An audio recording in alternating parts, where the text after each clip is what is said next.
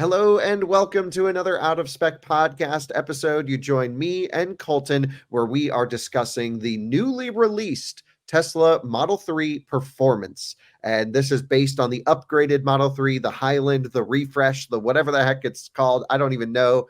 But Coleton and I own existing current generation Tesla Model 3 performances. In fact, Coleton's very recent. He just has had his for a couple months. So we're going to be looking at all the differences from the outgoing car to the new car, but then also evaluating the new car based off of the new release specifications and pricing and tax credit information that we now know. And we'll be evaluating that in the context of new performance EVs that have launched, such as Ioniq 5N and others.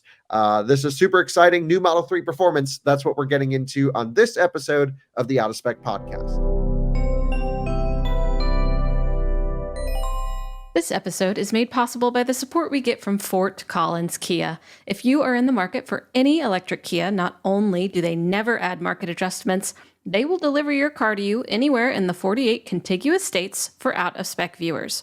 More information in the link in the show notes. So, Coleton, here it is. What the heck is... we've been waiting for this for so long. Yeah, a long time now. And what is it? So I'm going to browse the website while you kind of walk everyone through the rough specifications. My understanding is more power, more thermal longevity, track mode V3, damper, all the stuff. What's going on here? Yeah, I think this was a much needed upgrade for the Model 3 Performance. Obviously, everybody has been calling this the Ludicrous. We now know it's the actual Performance, but this took the new re-engineered, refresh, new Model 3, and actually, I really like what they did here, Kyle. They made it its kind of own category, new bumpers. Like it really makes the car look a little bit more special instead of, the old legacy Model 3s like you and I had. You couldn't tell if it was a standard range or if it was the spicy one. So I think they've really gone in and kind of refined that a little bit. Specs on paper don't look all that much different, I would say. Definitely juiced up motors a little bit, 510 horsepower, it sounds like. Of course, this car, I would assume, is a little bit more slippery. We'll have to look at the EPA range numbers on this, but definitely seems like quite a good little upgrade. Interior is fully changed, of course, with the new bucket seats, as we can see there on screen. A much needed upgrade to the interior, I would say. Yeah, Coleton, this thing kind of looks like it's got the full package. I'm just going to pull up again just some more stats for everyone just so we can dive into all of this stuff. But essentially, this car is, if we look at the standard car to standard car, when they upgraded to the Highland or the Refresh or whatever the new one's called, that was such a gap, such an improvement to Model 3 in some areas. And as you actually noted, a sort of regression in other areas. Backseat room was compromised. We haven't spent enough time with the sound system, but we have some concerns about that, which might be solved through some software. But it, to me, sounded pretty muddy. And previous Model 3 had a great sound system. And overall, it wasn't a massive step change. However, if you owned a current car, especially an early version of the current car, I felt that the new car was worth every bit of money. And it almost had this Model S-like character where it was quieter on the road. It was more grown up. It had this frequency response damper that really helped smooth out the road. And I think it looks better. A lot of people actually prefer the way the old Model 3 looks. They say it has more personality. You're one of those people. I prefer the new car. I think the new car looks really good, especially in the performance trim now with the aggressive bumpers and the wheels, and it's really coming together nicely. So we know the standard car. We've done long reviews on that. In the big car, we have some stuff to talk about. First of all, everyone always likes power and 0 to 60. So while you walk everyone through that, I'm going to see if I can pull up Tesla's official tweet, which has some more information as well. Okay. Yep. So 2.9 seconds, 0 to 60, which I don't know, Kyle, what's your initial thought on that? It's not as much as I necessarily expected. So 0.2 seconds quicker, 0 to 60. Now, we do have more power in this. And as you and I talked about before we jumped on the podcast here, we never exactly knew the Model 3 Performance actual power. I think it was originally rated at 450 horsepower. This one's at 510, but somewhere in between there, Tesla software upgraded this to where they just kind of juiced the motors a little bit. My impression was it was around 490 on some specs that I've seen in the past. That's the number that jumps to my head. So, 20 more horsepower. But I definitely think this could be a situation, and I hope this is, to where they give the car more power after 60. Model 3 performance, at least in my experience, has always felt quick from 0 to 60, but then you hit the 65, 70 barrier and it just dies off. With the Model S Plaid and even your Cyber Beast you have, it feels like they still gain power after 60, and you're just still ripping. So I'd like to see that. I'm not sure exactly how the car is going to feel. That's going to have to be once we actually drive it and see how it goes.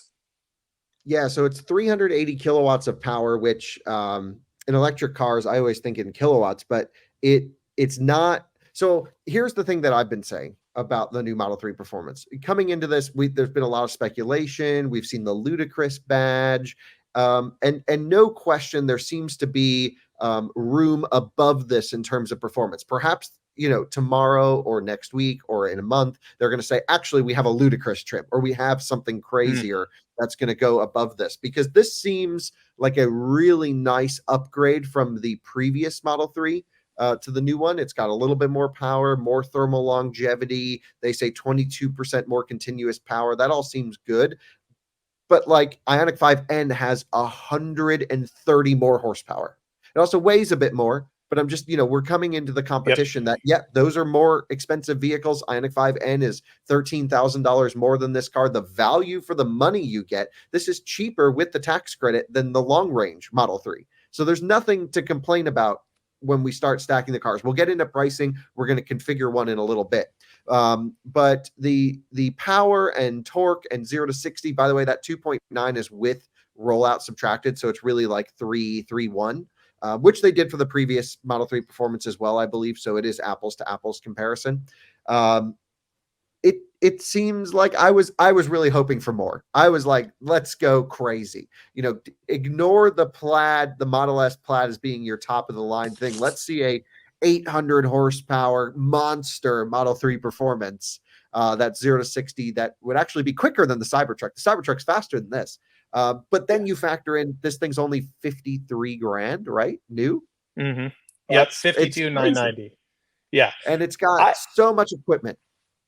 Yeah, totally agree. I mean, my first initial thought on this of just a slight power bump is everybody, even as you alluded to the new Model 3, it's a mini Model S. And I think, what is it now? A $25,000 delta between a Model 3 and a Model S long range, but then you're even more for a Plaid. Like, we're getting to the point where Model 3's gotten so good now that I think a lot of people may go, well, what do I really need the Plaid? And if they would have bumped this up to 2.5 seconds, 0 to 60 or something in that region with 800 horsepower, I really want to see tri-motor in this thing and just have an absolute shredder of a Model 3. I think they would have started stepping on the toes of Model S a bit. Yeah, well, there's some things that lead me to believe that we might actually see a spicier version of the Model 3 performance. I'm not one to speculate, but I just want to run through this spec list. This is how Tesla presented the vehicle. 0 to 60 in 2.9 with rollout, Kyle asterisk there. 510 horsepower, really nice number. That's always been the 510 is just a great number. I don't know why. It sounds good to say. That's always been a good performance target. 163 mile an hour top speed, 1 mile per hour faster than the outgoing car. So they just had to improve it kind of in every metric. And keep in mind, this is the standard Model 3 performance. I still feel like there could be something. Performance tuned chassis. So that would indicate typically, like they may have actually gone down to the body in white and have done some changes. It has different bushings for different compliance and kinematic settings. So you have different bushings, different suspension components, stiffer sway bars, a different damper and spring. It's now an electronic damper, which is cool.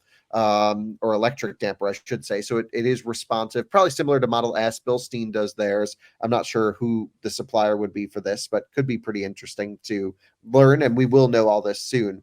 And then the big one for me is a new motor. So this is what they're calling a 4th generation drive unit. Whenever Tesla does a new motor, you got to pay attention because there's always some innovation somewhere, and we won't know until we get the car on test or Monroe does a teardown or something. But they say the motor, not the car, can do 22% more continuous power, 32% more peak power, and 16% more torque. The car is not doing 32% more power than the old car.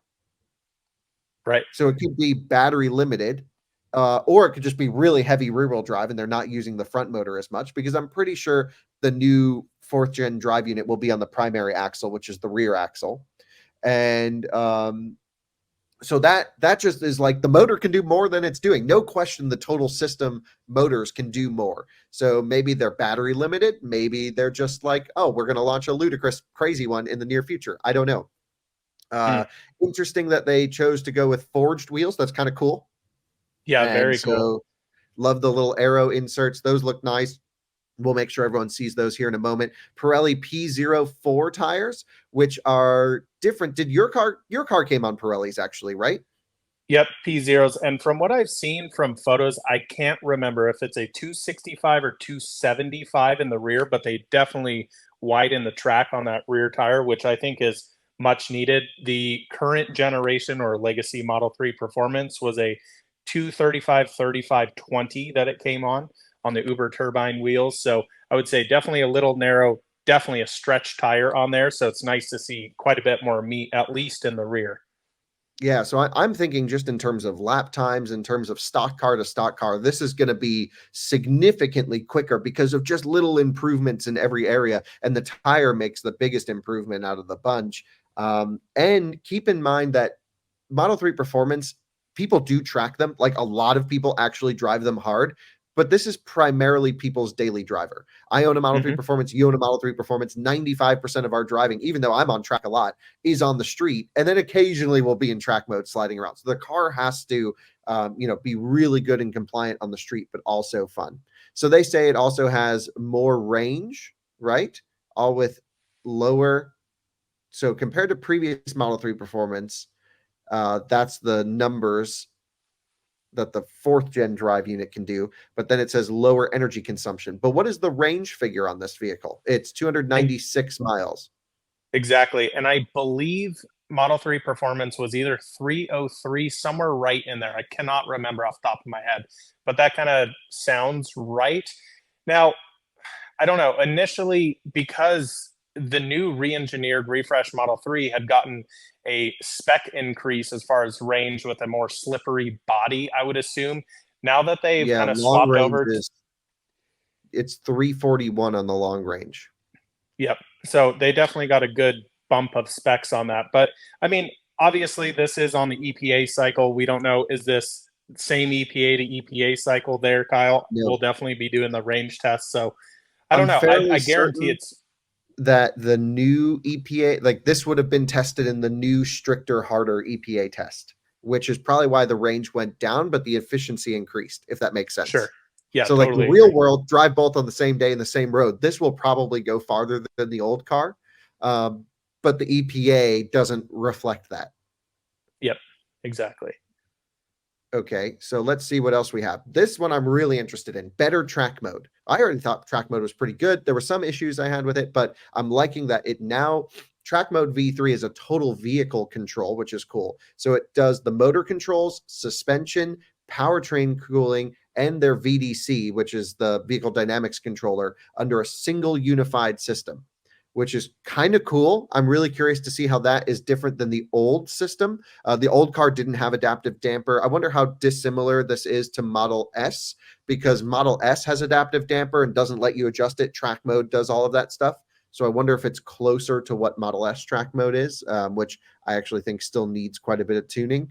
But Hmm. either way, they say that it will be improving, of course, through over the air updates into the future. And that is a good use of over the air updates. I put out a video recently complaining that sometimes they leverage OTA too much. This is exactly why you want updatable modules, so that you can spend more time on track, get customer feedback, and massage the settings. So that's really cool. And so ultimately, it has a 5% reduced drag, but also reducing lift and in 55% improvement in front to rear lift balance compared to previous Model 3. So I guess at speed, what it sounds like to me is it's going to be a lot less unstable, which Model 3 Sure. has always been a bit moving around on the Autobahn. Hmm. And the seats look great. So that's what Tesla said online. And they have a little video that's playing in the bottom of the screen. But if you go to the Tesla website, which they have a little bit more info, I just want to pull this up really quick. Share screen to this one. Sorry, this program's a little bit slow, but there we go. The weight, 4,054 pounds. Did it go down? I don't know. It's always hard to find these specs with Tesla sometimes. It sounds like 150 pounds less than I remember Model 3 performance of the last generation being. So it says Model 3 performance was 30. No, that's the base car was 30 something. This one, yeah, I think it's about the same. Agreed. Just Yeah, about somewhere right in 4,000. there. Yeah. Yeah, I don't think it's a major change, which is interesting. So cargo, it's got the two screens. I mean, it's basically the long range just dialed up with a new motor. I don't know what battery it has, but what's weird is I want to go to actually configure one of these because Coleton, when we go to order now, this qualifies for the tax credit, but the other new refreshes do not. Yep. Yeah, and this is similar to what we ran into of Q4 of 2023 when I purchased my performance. The long range was not getting the tax credit, but the performance was. Same situation here. Essentially, if you do qualify to be able to get that $7,500 federal tax credit, you can get a performance cheaper than a long range. Interesting. Yeah, this is not making so much sense. I'm just it has to be the battery pack that's different. Exactly. From what I understand, so of course it matters where that federal tax credit comes from if the batteries are sourced here in the US or in China. From my understanding, the long range was sourced in China and of course the performance here in the US, which is where that discrepancy came from. And I believe it was the LG battery pack they were using in the long range and it was the performance one was made here, but it just seems strange because you and I have always thought they've had same battery pack, same motors, just the performance was turned up. Hmm. Yeah, this it will require some digging for sure. If you take a look at track mode V3, you can see the brake temperature, motor temperature on front and rear, and battery temperature. So yeah, I mean you got some of those things before. And I'm just taking a look over here as well. There's a sport. Oh, that's just because they have a drive profile. So they have stability Presets, yeah. assist. But if you look here under stability assist, it actually shows off. We've never seen that before. It's always been plus Hmm, 10, minus 10. exactly. And you So that's notice cool. there it also says understeer instead of, Yeah, that's balance. Yeah, it interesting was like too. front 100% front, rear, whatever it would be. You You know had what that I'm not slider. seeing exactly. You know what I'm not seeing here, Kyle, is anything to do with suspension, like changing that new adaptive suspension they have in there. So it may be similar, as you were saying, to Model S Plaid, where track mode kind of does that situation for you. Yeah, that's kind of what I'm thinking as well. And, maybe there's some regulations that prevent this, but I hope in the new car you can get in and out of track mode without having to go into park. Mm, Because yeah, that is always just a real pain. And they want you to agree to the like you're turning everything off. But just let me do every other car. I can just go stability off while driving. yeah, exactly. Someone pulls out in front of you. You're just cruising on the highway, and then you get to a really good twisty road. Why do I have to pull over and put the car in park before I start dialing it up? There's got to be a better way. So I hope that is improved. The sport seats look amazing. Really love those Hmm. seats. And even here in the standard car, they do have that kind of ludicrous-ish logo. So that might point to this being the top spec Model 3. Maybe there is no indication there will be more. And they say razor sharp response to driver inputs. Okay, we'll certainly see. Model 3 chassis is good. No question. We all love the Model 3 chassis. Forged wheels, high performance brakes, which look probably the same as what we have in our Model 3s. They look identical to me from what I can tell. I mean, I've seen still photos. The rotor hats look identical. The caliper looks identical. Of course, they may have a different brake pad combination in there as well, but yeah, looks pretty darn similar. So solid black is $1,500, and then 2 grand for red, blue, and white are 1,000, and then stealth gray is included. And Free. I think if you want to get white seats, you have to get stealth gray in order to qualify for the tax credit. The $55,000 cap. Yep. Yep, exactly. So you got to go. We're going to see a lot of gray on whites, which is actually the same spec you and I both have. Exactly. So that'd be fine with me. I mean, I think none of these colors are that great to me. I actually like the ultra red. I think it's a good color. But for now, we'll just build it. Which I think most people will do is stealth gray. 20-inch wheels, the only ones that they have. It says summer tires. If I hit learn more, yeah, it just tells you about summer tires in general. There's no other option than that. Interior goes back to some of the old car stuff. This is really not that new for Model 3 Performance. Yeah, so there we go. FSD, we're here to drive this thing. There's some accessories, and then you go to order it. So they say a May to June of 2024 delivery, Mm. which is like now. Yeah, I mean, that's literally in a couple weeks here, potentially. Now, Model 3 refresh, the white interiors seem to be holding this up. As we know, Brandon Tesla Flex was supposed to have his car January, February, I think it was. And then it just Yep. recently got pushed out till August, which is insane. So I think the white, we may see some issues there, but it seems like they're starting to land at delivery centers now. You're right. Well, I gotta say, um, we can only cover the story as we know into the future. We only know as much as Tesla has put on the website. There will be more information about this car. I want to learn about the specific chassis improvements. I want to learn about the new powertrain. I want to learn if there will be, and I hope there will be, a hardcore version, like how BMWs have M3 and then M3 competition. I Hmm. want to see, Model 3 performance ludicrous or something that is really, built for the track. I'm not seeing any sort of pre-chilling option before going out on track. I guess you can just turn on track mode and let the car sit for a little while. It should bring the temps down, but like in my Model 3, I had the option to overclock the compressor in track mode to enhance extra cooling, which I've done a lot. And they say my AC compressor is going to die, and it hasn't died yet because it's like it leads to extra wear, but still blows cold. So I think the big question for me personally, not that this has so much to do with Model 3, is should you buy an Ioniq 5N or this car? Because those are the two, I would say, somewhat reasonably priced hot electric cars that really get a lot of focus put in them for performance before you get into Lucid Sapphire, Taycan Turbo GT, even Model S Plaid money, 100,000, 200,000 plus. This is such a good value for money that I don't know how any other automaker could bring out a car for 53 grand that does what this thing is going to do, based off what we already know from the standard car being incredibly high quality with really nice materials, with a great ride. This I'm looking forward to experiencing. And then they're like, new motor, better longevity, track mode V3, blah, blah, blah, blah, blah. And the price didn't even go up all that much from the previous car, right? No, so when I purchased my Model 3 Performance, it is so hard to keep up with Tesla. I mean, every single week it's up 1,000, down 2,000. Like it's so confusing.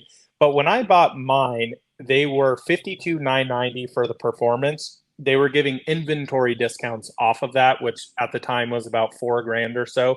So Oh, we're wow. within the same ballpark. It's not like, I honestly, Kyle, expected this thing because of the way the federal tax credit works.